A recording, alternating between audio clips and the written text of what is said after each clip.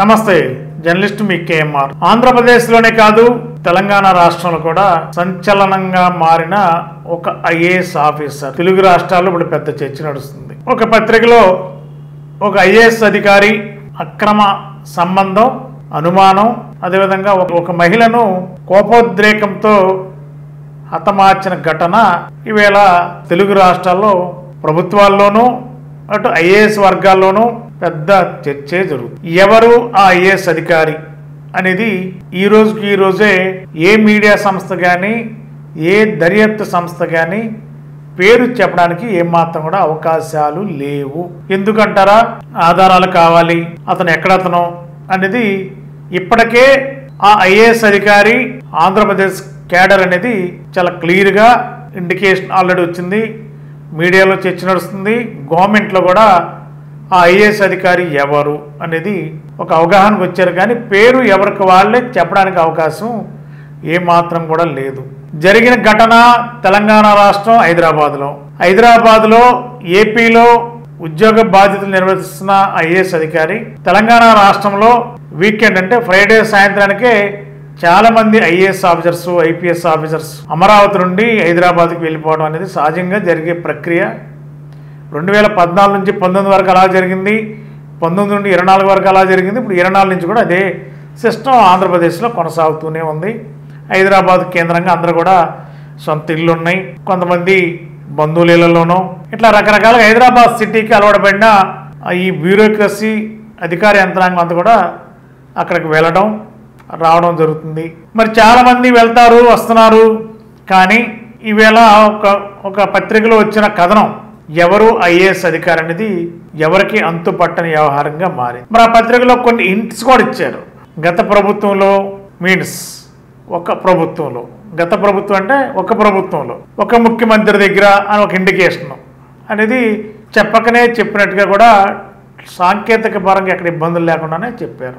మరి ఐఏఎస్ అధికారి నిజంగానే ఆంధ్రప్రదేశ్ క్యాడర్ సంబంధించిన వ్యక్తి, కానీ దేశ రాజధాని ఢిల్లీ కేంద్రంగా ఉన్న ఢిల్లీకి సమీపంలో దాదాపుగా 1125 కిలోమీటర్ల దగ్గరలో ఉన్న రాష్ట్రానికి సంబంధించిన ఐఏఎస్ అధికారి అనేది తాజాగా మనకు అందుతున్న సమాచారం. మరి ఐఏఎస్గా సెలెక్ట్ అయ్యారు, అనేక ప్రాంతాల్లో పనిచేసి ఏపీ క్యాడర్లో కూడా వారు సెలెక్ట్ అయ్యి వివిధ స్థాయిల్లో ఆంధ్రప్రదేశ్లో పనిచేశారు. గతంలో, ఇప్పుడు కూడా పనిచేస్తున్నారు. గత ప్రభుత్వంలో కీలకమైన శాఖలు నిర్వర్తించారు, కీలకమైన బాధ్యతలు తీసుకున్నారు. మరి ఆ ప్రభుత్వంలో చాలా వారికి అన్ని తానే నడిపించిన సందర్భాలు కూడా ఉన్నాయి. కానీ వివాదారహితులు, ఎవరితో ఎక్కువ మాట్లాడరు, కానీ అడ్మినిస్ట్రేషన్ పరంగా కూడా చాలా పర్ఫెక్ట్గా చేసేవాళ్ళు. మరి సచివాలయం కేంద్రంగా బాధ్యతలు నిర్వర్తించేవారు. అదేవిధంగా ఒక్క ముఖ్యమంత్రి పేషీలో కీలక బాధ్యతలు, కీలక శాఖలు కూడా చూసేవారు. జిల్లాలకు సంబంధించిన మంత్రులు, ఎమ్మెల్యేలు వీళ్ళంతా వెళ్ళినప్పుడు కూడా ఆ శాఖలకు సంబంధించిన మంత్రులు ఈ సీఎం పేషీలో ఉన్న ఐఏఎస్ అధికారిని కలవడం, ఆ శాఖలకు సంబంధించిన ఫైల్స్ క్లియరెన్స్, సీఎం దగ్గర నుంచి వచ్చిన ఫైల్స్ అన్ని కూడా క్లియర్ చేసుకుని గ్రాంట్ శాంక్షన్స్ కానీ డిపార్ట్మెంట్ వైజ్గా ఏమైతున్నాయో ఐఏఎస్ అధికారి మొత్తం కలిసిన సందర్భాలు ఉండే. ఐఏఎస్ అధికారి కూడా ఒక సీనియర్ ఆఫీసరు, సమర్థవంతమైన అధికారి, ముక్కుసూటిగా వెళ్తారనేది ఆంధ్రప్రదేశ్లో కూడా ఉంది. ఇప్పుడు ఈ కూటమి ప్రభుత్వంలో కూడా ఉద్యోగ బాధ్యతలు నిర్వర్తిస్తున్నారు. అది ఏ శాఖలో నిర్వర్తిస్తున్నారనేది ఇప్పటికిప్పుడు తెలుసు, కానీ కొన్ని రకాల సాంకేతికపరమైన సమస్యలు ఉంటాయి కాబట్టి ఇప్పటికిప్పుడు ఏ డిపార్ట్మెంట్లో, ఏ శాఖలో, ఏ హోదాలో ఉన్నారో కూడా ఇప్పటికే ఆంధ్రప్రదేశ్లో చాలా క్లారిటీగా ఒక అవగాహనకు అయితే వచ్చారు. కానీ ఎవరు కూడా బయటకు చెప్పడానికి అవకాశం లేదు. ఎందుకు చెప్పకూడదంటే ఆధారాలు ఉండాలి. పైగా పక్క రాష్ట్రంలో జరిగిన ఈ ఘటన మరి అది ఎంతవరకు వాస్తవం అనేది తెలియాలంటే 1-2 రోజులు ఆగాల్సిందే. కానీ ఢిల్లీ కేంద్రం, దేశ రాజధానికి ఢిల్లీకి 1125 కిలోమీటర్ల దూరంలో ఉన్న ఒక రాష్ట్రానికి సంబంధించిన 2 ఐఏఎస్ ఆఫీసర్స్ ఆంధ్రప్రదేశ్లో ఆ క్యాడర్ నుంచి ఏపీ క్యాడర్లో ఉద్యోగ బాధ్యతలు నిర్వర్తిస్తున్నారు. ఆ ఇద్దరి మధ్య గత ప్రభుత్వాల్లో చాలా కలిసి ఉండేవాళ్ళు, స్నేహంగా ఉండేవాళ్ళు. కానీ మరి ఇటీవల కాలంలో ఏర్పడిన ఇద్దరు ఐఏఎస్ల మధ్య ఏర్పడిన మనస్పర్ధంలా, లేదంటే వివాదాల, విభేదాల, అభిప్రాయ భేదాల చెప్పలేం, కానీ ఆ ఇద్దరి మధ్య ఏర్పడిన ఈ యొక్క గ్యాప్, ఇద్దరి మధ్య స్నేహితులు ఉన్న ఇద్దరి మధ్య ఐఏఎస్ల మధ్య ఏర్పడిన ఆ గ్యాపే ఆ ఐఏఎస్ అధికారే ఒక మీడియా సంస్థకి లీకులు ఇచ్చారని కూడా తాజాగా మనకు అందుతున్న సమాచారం. మరి ఆ లీకుల్లోనే మరి వాళ్ళ ఒక మీడియా సంస్థలో ప్రముఖంగా ప్రచురణ కావటం, పేరు పెట్టలేదు కానీ పేరు చెప్పలేదు కానీ అందరికి అర్థమయ్యేలా కూడా ఆ మీనింగ్ వచ్చేలా కూడా ప్రతి సెంటెన్స్లో కూడా ఒక మీనింగ్ కొంచెం సూక్ష్మంగా గమనిస్తే అర్థమవుతుంది. ఇద్దరు ఐఏఎస్ల మధ్య ఏర్పడిన విభేదాలు, అభిప్రాయ భేదాల వల్లే హైదరాబాద్లో జరిగిన గుట్టు చప్పుడు కాకుండా జరిగిన ఈ ఘటన ఇవాళ ఏపీలో చర్చ జరుగుతుంది. మరి ఎవరైతే ఇద్దరు ఐఏఎస్ల మధ్య ఏర్పడిన విభేదాలు మరి హైదరాబాద్లో జరిగిన ఘటనని లీక్ చేయడానికి బాధ్యుడు ఎవరైతే ఉన్నారో ఐఏఎస్ అధికారి ఇప్పటికి ఏపీ కేడర్లో ఉన్నారు.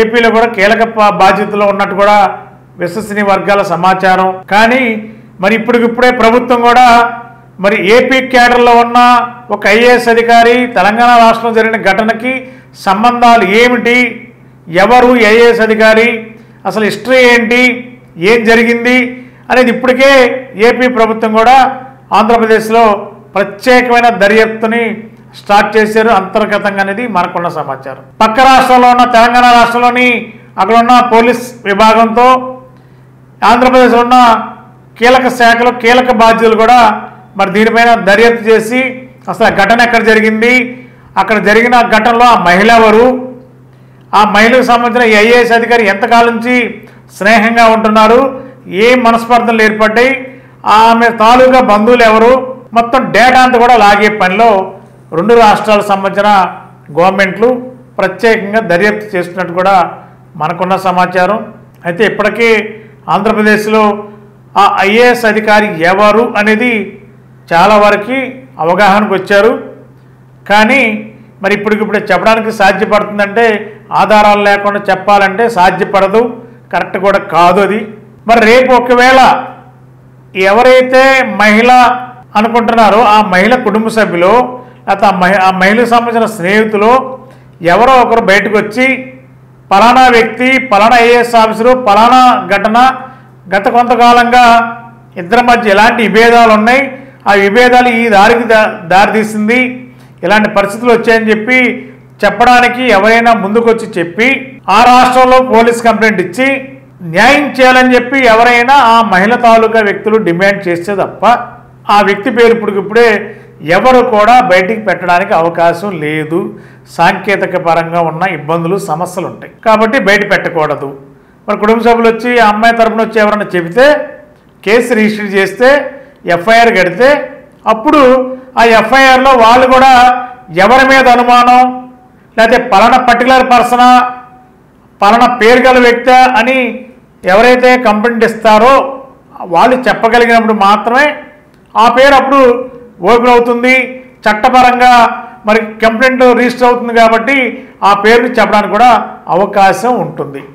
ఇప్పుడైతే చెప్పడానికి లేదు కాబట్టి ఒక కీలకమైన అధికారి, ఇద్దరు ఐఏఎస్ల మధ్య ఏర్పడిన విభేదాలే మరి హైదరాబాద్లో జరిగిన ఈ ఒక మహిళ విషయంలో జరిగిన ఘటనే ఒక ఐఏఎస్ అధికారికి ఇవాళ మీడియాలో కథనంగా వచ్చే విధంగా ఇంకొక ఐఏఎస్ అధికారి లీక్లు ఇవ్వడం వల్ల ఇదంతా ఏర్పడింది, ఈ విధంగా బయటకు వచ్చింది, లేకపోతే బయటికి రాదు అనేది ఒక సమాచారం. మరి దీంట్లో వాస్తవం ఏంటి, అవాస్తవం ఏంటి అనేది ఇంకా క్లారిటీ రావాలి.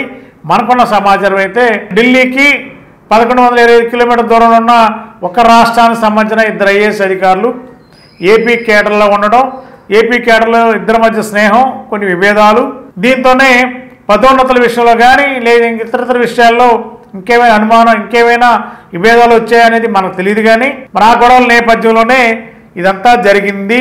కారణం అదే.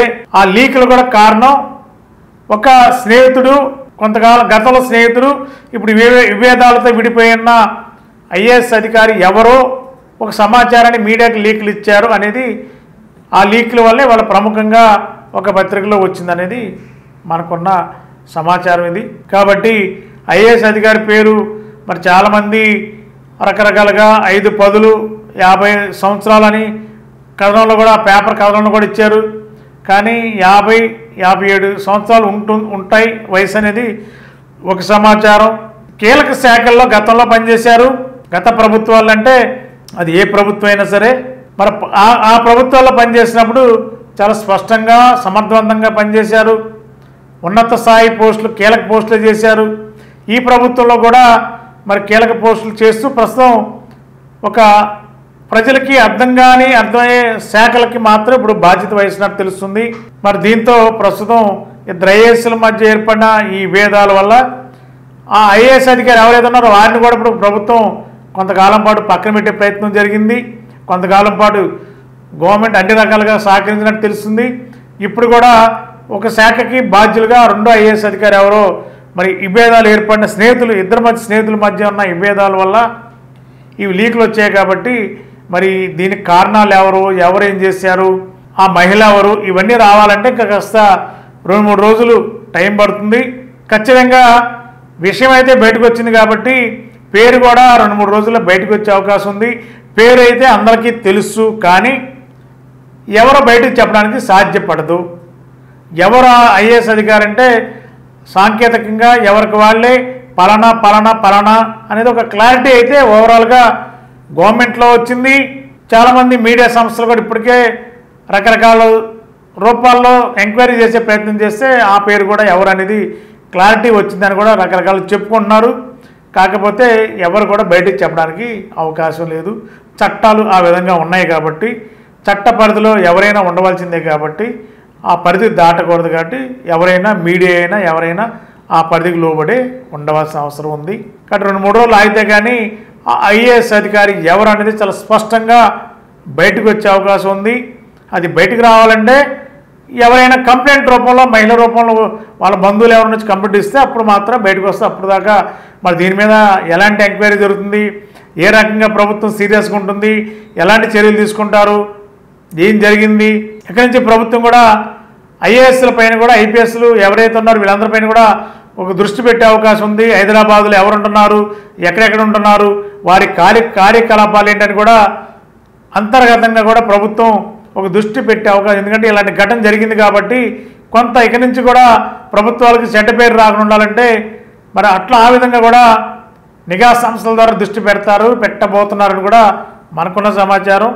మరి ఆ ఐఏఎస్ అధికారి ఎవరనేది ఇంకా కొద్ది రోజులు లేదా కొద్ది గంటలు అయితే కానీ క్లారిటీ వచ్చే అవకాశం ఉంది. మరి ఎవరనేది చాలామంది రకరకాల పేర్లు చెప్పుకుంటున్నప్పటికి కూడా అవి ఊహాగానాలకే మిగులుతాయి తప్ప అసలు పేరు ఎవరు, అసలు ఐఏఎస్ అధికారి ఎవరు, ఈ ఘటనకి పూర్తి బాధ్యులు ఎవరనేది మరి లేడీస్ తరపున ఆ మహిళ తరపున కుటుంబ సభ్యులు బయటకు వచ్చి చెప్పినప్పుడు మాత్రం క్లారిటీగా వస్తుంది. ఈలోపు ప్రభుత్వాలు ఏం నిర్ణయం తీసుకుంటాయి. జరిగింది తెలంగాణ రాష్ట్రంలో ఉద్యోగం చేస్తుంది ఏపీ ఆంధ్రప్రదేశ్లో కాబట్టి ఏపీ ప్రభుత్వం దీనిపైన ఎలాంటి ఆలోచన చేస్తుంది, ఎలాంటి చర్యలు తీసుకుంటుంది. ఘటన మాత్రం సీరియస్గా తీసుకునే అవకాశం లేకపోలేదు. ప్రభుత్వానికి కూడా ఒక విధంగా చెడ్డ పేరు ఇది. ఇలా ఐఏఎస్లు ఈ విధంగా కూడా ఉంటారా, ఇలా కూడా చేస్తారా అనేది చెడ్డ పేరు వస్తుంది. కాబట్టి ఆ చెడ్డ పేరు ప్రభుత్వాలు లేకుండా ఉండాలంటే ముందస్తుగానే ఈ ప్రభుత్వం కూడా ప్రత్యేక చొరవ తీసుకుని నిఘా సంస్థల ద్వారా దర్యాప్తు ముమ్మరం చేశారని తెలుస్తుంది. మరి 2-3 రోజుల్లో లేకపోతే గంటల్లో ఎలాంటి సమాచారం బయటకు వస్తుందో చూద్దాం. మరి థ్యాంక్ యూ. గత 20 సంవత్సరాలుగా దంత సమస్యలతో పాటు దవడ మరియు ముఖ సంబంధ సమస్యలకు చక్కని చికిత్సలు అందిస్తున్న శ్రీ రామకృష్ణ దంత వైద్యశాల, నరసింహారావుపేట, ఏలూరు.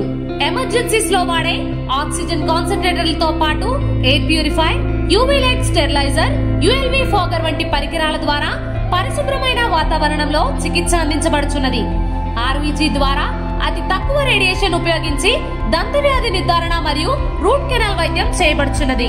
డెంటల్ లేజర్ ద్వారా కుట్లు లేకుండా సర్జరీలు, ఇంప్లాంట్స్ కిట్స్ ద్వారా పళ్ళు లేని వారికి ఫిక్స్డ్ దంతాలు, రూట్ కెనాల్ చికిత్సలకు ఎండో మోటార్ వంటి ఆధునిక పరికరాలు కలిగిన నమ్మకమైన డెంటల్ క్లినిక్. అత్యంత ప్రామాణికమైన ఆటోక్లావింగ్ పద్ధతిలో శుభ్రపరిచిన ఇన్స్ట్రుమెంట్స్ వాడడం మా ప్రత్యేకత. దంత సమస్యలకు చికిత్సతో పాటు విరిగిన దవడ మరియు ముఖ ఎముకలకు చికిత్స, ఎత్తు మరియు వంకర దవడలకు కాస్మెటిక్ సర్జరీ, యాక్సిలో ఫేషియల్ వంటి చికిత్సలకు చిరునామా శ్రీ రామకృష్ణ దంత వైద్యశాల, Vemulapalli residency apartment, Narasimharaopeta, Eluru. Ashram cancer care, Ashram hospitals, Eluru.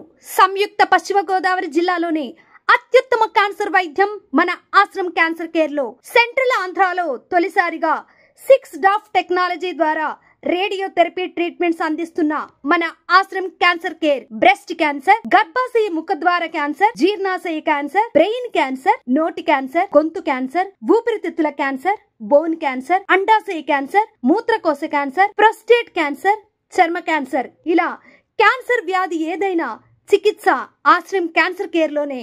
బ్రాక్యూథెరపీ, chemotherapy, radiotherapy, surgical oncology సేవలు 24 గంటలు అందుబాటులో. డాక్టర్ ఎన్టీఆర్ వైద్య సేవ, ఎంప్లాయీస్ హెల్త్ స్కీమ్, ప్రముఖ ఇన్సూరెన్స్ కంపెనీల గుర్తింపు పొందిన హాస్పిటల్ మన Ashram cancer care hospital. Ashram cancer care, NH5, Malkapuram, Eluru, Andhra Pradesh. Phone numbers 08812 288 299 94910 44836.